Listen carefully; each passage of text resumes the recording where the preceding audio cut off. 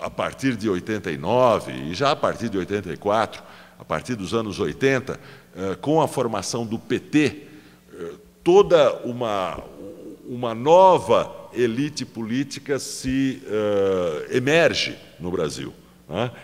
E emerge uma nova elite política que vem nitidamente da classe média.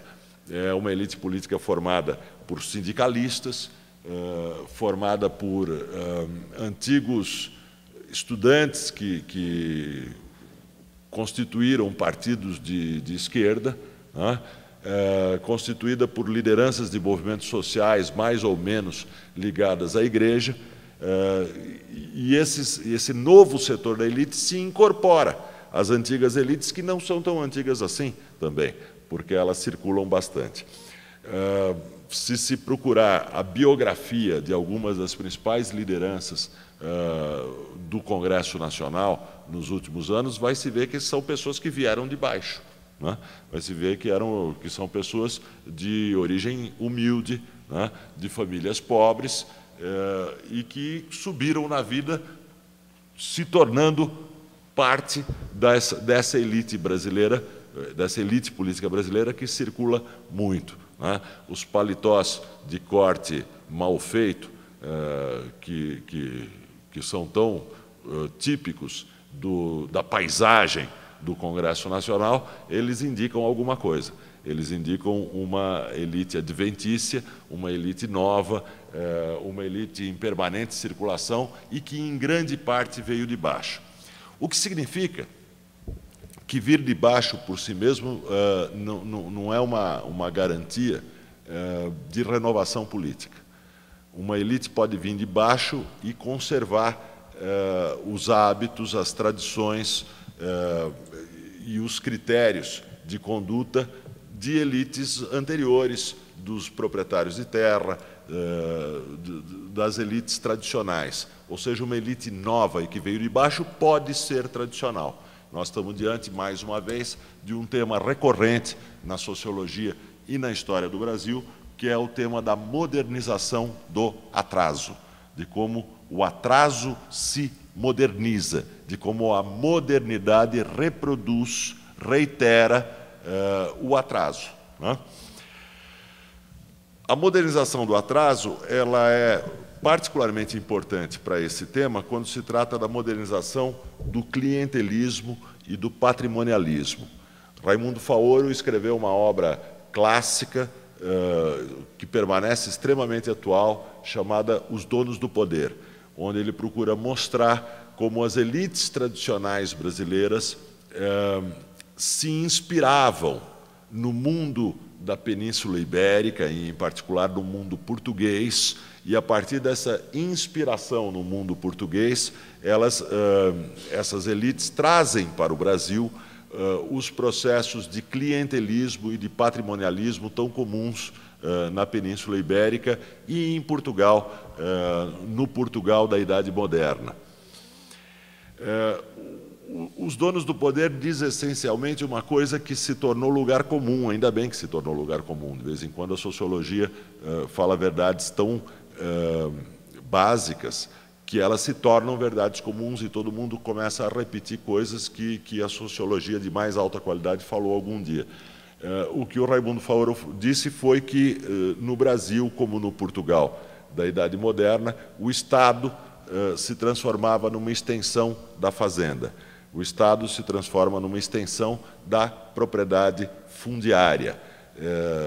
E, portanto, essa elite que controla as rédeas do Estado age como se estivesse na sua fazenda, ou seja, se beneficia do Estado, privatiza o Estado para extrair rendas, para extrair benefícios patrimoniais do Estado. O Estado se transforma numa parte do patrimônio privado dos seus ocupantes. Esse processo de conquista patrimonial do Estado é um dos aspectos mais importantes da modernização do atraso de que eu falava. Quer dizer, Hoje em dia, esse processo se dá sob novas formas, mas não deixa de ser o velho processo de conquista patrimonial do Estado. Tome-se, por exemplo, o tema do custo das campanhas políticas. As campanhas políticas são caras porque compra-se voto. As campanhas políticas são caras porque compra-se voto não aqui ou ali. Compra-se voto a rodo.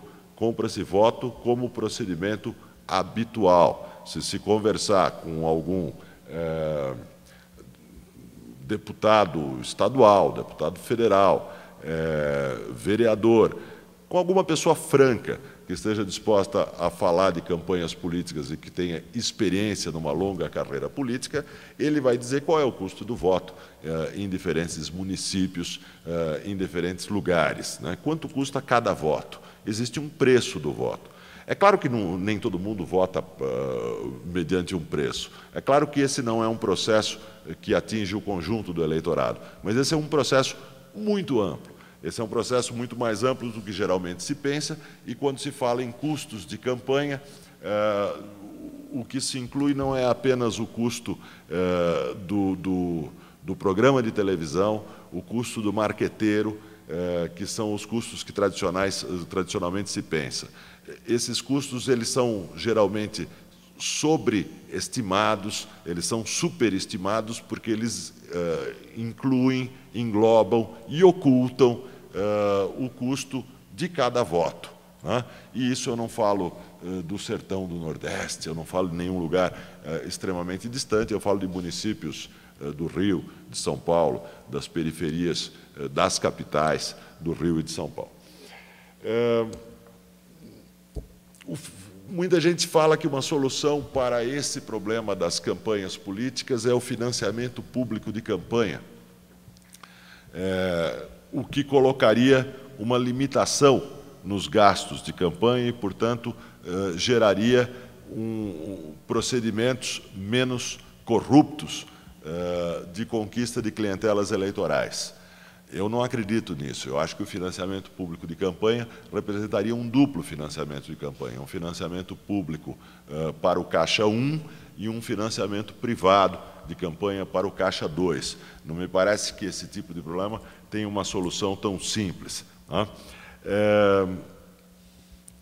Uma coisa diferente é a transparência nos gastos de campanha. Embora toda a transparência possa ser burlada, leis estritas de transparência de gastos de campanha e de publicação na internet de gastos de campanha, com os meios que existem hoje em dia para se controlar gastos e com os meios de informação de gastos que existem hoje em dia, poderiam fazer alguma coisa nessa direção. Mas não me parece que exista uma resposta técnica para esse problema político, que é o problema de uma elite que reitera e reproduz o atraso. O velho clientelismo é um fenômeno, né, um fenômeno local que se articulava em alianças sucessivas, de baixo até em cima, e que formava a base do poder nacional no Brasil.